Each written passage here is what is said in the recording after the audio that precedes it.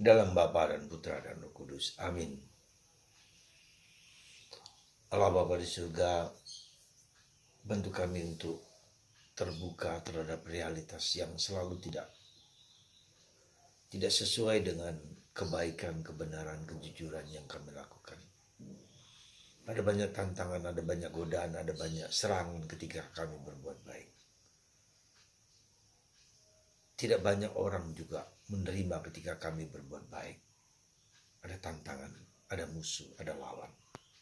Bantu kami untuk melihat, menerima, dan memandangnya dengan penuh iman.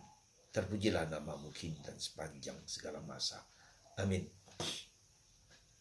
Para saudara, dalam kitab Nabi Yeremia, kita diingatkan bahwa tidak selalu perbuatan baik itu mendapatkan jawaban yang baik pula. Nabi Yeremia mengeluh karena lawan-lawannya yang mau menjatuhkan dia. Bahkan dia dibuang ke sumur kering. Bahkan dia diperlakukan tidak adil, entah lewat kata-kata, lewat tindakan, atau perbuatan. Dan Yeremia mengeluh kepada Tuhan. Dan dia mengungkapkan keluhannya itu. Nah, kita tahu dalam sejarah bahwa hampir kebanyakan para nabi yang mewartakan kehendak Allah akhirnya juga mati. Bahkan dimartir oleh orang-orang pada zamannya. Mungkin hanya satu nabi yang tidak diperlakukan demikian, yaitu Zakaria. Nah, saudaraku terkasih dalam Kristus, semoga mata kita dibuka sekali lagi. Untuk berbuat baik membutuhkan tantangan-tantangan yang besar. Karena ada orang yang menentang, orang yang pura-pura menerima, tetapi di belakang lalu menentang. Ada orang yang diam saja tetapi tidak peduli. Nah, inilah yang menjadi suatu tantangan bagi kita, bahwa tidak selalu perbuatan baik itu ya dihadapi, disikapi dengan baik pula. Dan itu menunjukkan kepada kita bahwa hidup ini sesuatu yang tidak mudah. Untuk yang baik pun akan mendapat tantangan yang besar, yang berat juga.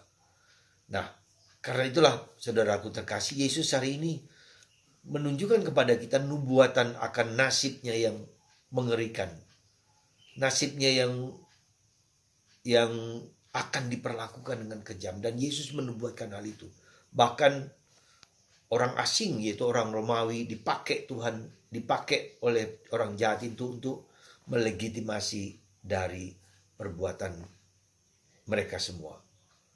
Saudara, sekali lagi saya mau mengatakan kepada Anda, mari kita tidak naif, ya, seolah-olah dengan perbuatan baik itu orang suka dengan kerja karya kita. Belum tentu, ya. Dan itulah merupakan, tetapi kita tetap harus berbuat baik. Tidak bisa tidak harus berbuat baik. Tetapi respon reaksi orang tidak selalu seperti yang kita harapkan, bahwa kita akan mendapatkan jawaban yang baik. Dan inilah realitas kita. Yesus mau mengatakan bahwa dia akan mengalami penderitaan, mengalami kesakitan secara brutal, disalibkan, tetapi kemudian akan dibangkitkan. Nah, peristiwa salib penderitaan ini adalah suatu peristiwa kehidupan kita sendiri. Salib tidak berarti pertama-tama bisa saja dari kesalahanku, dosaku, kelemahanku, terbatasanku. Tapi juga bisa saja dari orang lain yang ingin menjatuhkan kita, yang ingin membuat kita sengsara, susah, dan seterusnya. Dan itulah yang terjadi pada Yesus.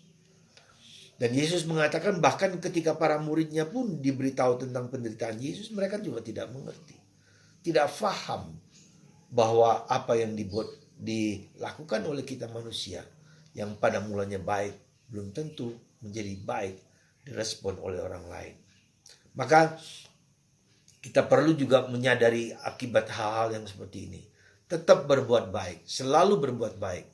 Meskipun ada tantangan, ada godaan, ada reaksi yang membenci kita, tetap berbuat baik. Karena perbuatan baik itulah yang akan menimbulkan menimbulkan keselamatan bagi kita.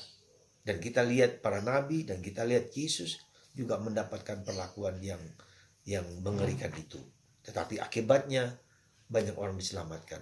Nah, perbuatan baik itu juga bisa berarti saya berlakukan suatu silih atas dosa-dosa saya, silih atas dosa-dosa manusia, silih atas dosa-dosa orang lain dengan berbuat baik. Menggantikan menjadi korban bagi keselamatan orang lain. Dan itulah yang dilakukan oleh Yesus. Karena perbuatan jahat itu seringkali juga menjadi kunci kita untuk melakukan sesuatu yang lebih tinggi, lebih dalam lagi. Yaitu panggilan kita dengan perbuatan baik itu panggilan kita untuk mewartakan kebaikan kepada orang lain. Dan berguna bagi orang lain, berguna bagi keselamatan manusia. Karena dengan perbuatan jahat orang lain itu saya tahu apa yang harus saya lakukan, apa yang harus saya tindaki, apa yang harus saya buat untuk orang lain. Berkorban bagi kebaikan orang lain. Semoga kita semua tetap harus berbuat baik. Dan bila tidak ada perbuatan baik, kita tetap berbuat baik. Apapun juga harga yang harus kita tempuh dan kita nilai dan kita dapatkan. Semoga Anda dan saya berkeyakinan, berkeputusan untuk tetap berbuat baik. Karena perbuatan baik adalah jawaban kita untuk sampai kepada Allah di surga. Puji Tuhan. Tuhan memberkati Anda semua.